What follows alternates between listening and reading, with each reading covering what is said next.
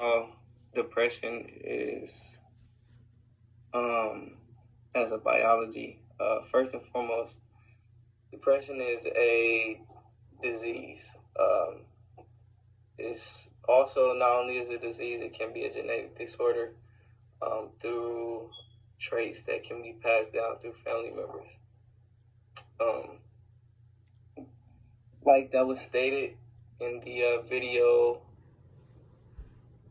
lecture, depression is the number 4 leading cause of disability on the planet. So it actually, in a different term, cripples you. With that, call that when he was discussing the lack of ability to want to move around, or maybe get out of the bed, or not having the energy to be active and things of that nature.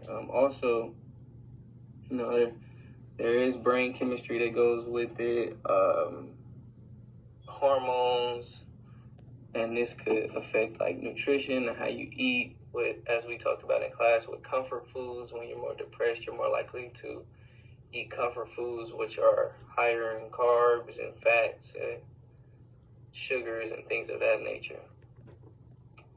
One of the most important things I think about learning about depression is learned helplessness, which he talked about a rat. They did a study on a rat, which the rat was in a cage, and one side of the cage he would get shocked when the light came on, so he would move to the other side of the cage, which that's the rat trying to help himself not get shocked. But when he was in the cage, there were no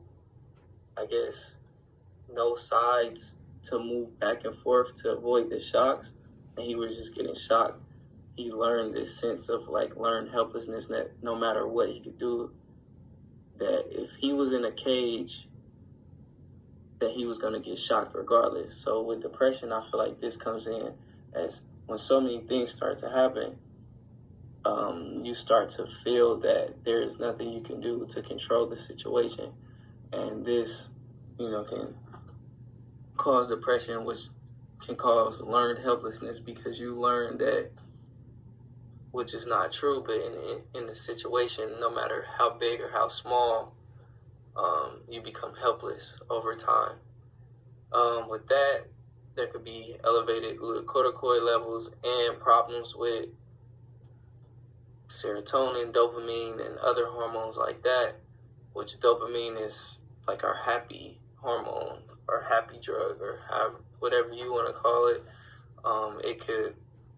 It's basically our levels of dopamine lower, and that causes us to be a lot more depressed over time.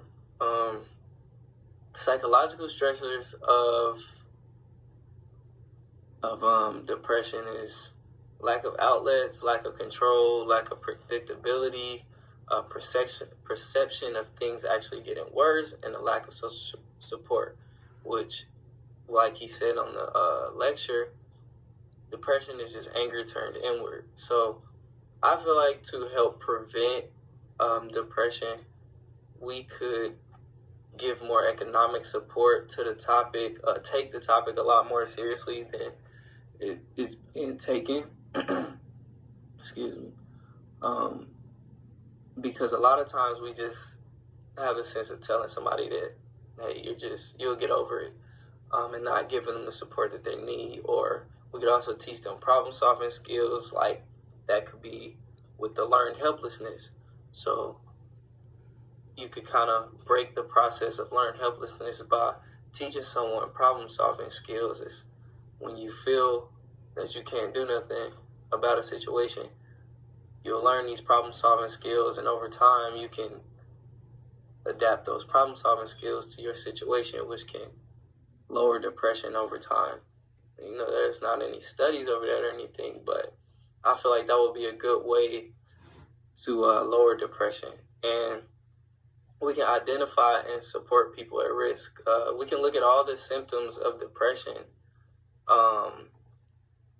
and people showing the anhedonia, which is the inability to feel pleasure. They just always like, or whatever, or, you know, even if something pleases them, it's like they don't show it or they don't feel it. Or the deep grief and deep guilt.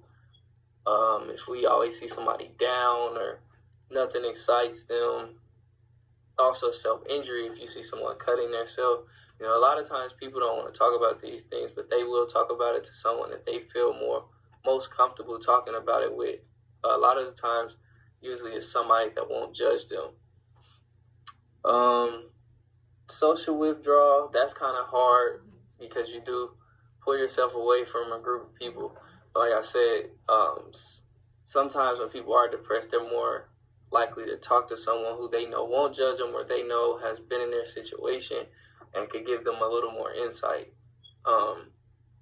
Also, identifying these people, you can identify the vegetative symptoms, which are the early morning awakening, disorganized sleep patterns, change in appetite and metabolism.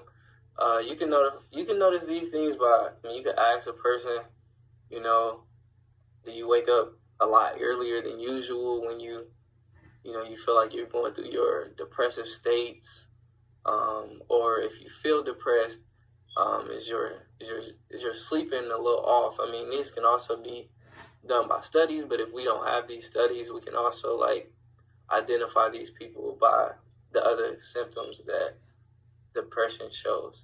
So I feel like there's a lot of strategies we can take, and there's a lot of connections between the biology of depression and the psychological side of depression. And I just feel like if we can get a jump on this, instead of it being number four and growing leading cause of disability, we can, you know, hopefully bring this down if there are ways that we can get support groups and get the economy to kind of buy in on it and things of that nature.